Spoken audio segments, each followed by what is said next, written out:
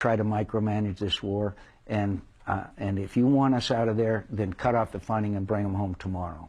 Let me show you the kinds of things that are often said when soldiers are overseas, like this. There's no reason for the United States to remain. The American people want them home. I believe the majority of Congress wants them home.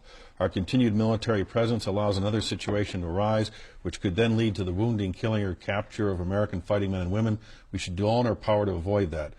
What should be the criteria is our immediate, orderly withdrawal. And if we do not do that and other Americans die, then I say that the responsibilities for that lie with the Congress, who did not exercise their authority under the Constitution. For us to get into nation building, law and order, etc., I think is a tragic and terrible mistake. You hear those kinds of words, right? Sure I do. Americans are frustrated and saddened by the enormous sacrifice we've made and the gross mismanagement of the war.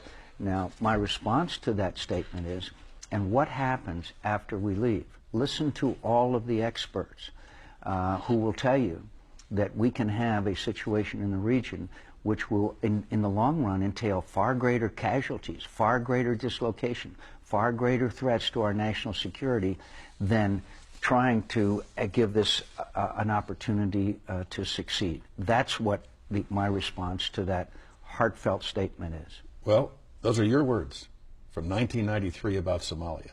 Mm-hmm. And that's the kind of thing we're hearing about Iraq. Mm-hmm. You felt that way about Somalia when you saw no end in sight. Yes, I did. And many Americans now are echoing your words about Iraq because they see no end in sight. Well, if you want to compare Somalia to what's at stake in Iraq, please feel free to do so. I don't see any comparison except that there was chaos in the streets of Mogadishu, and this now has got to do with vital national security interests.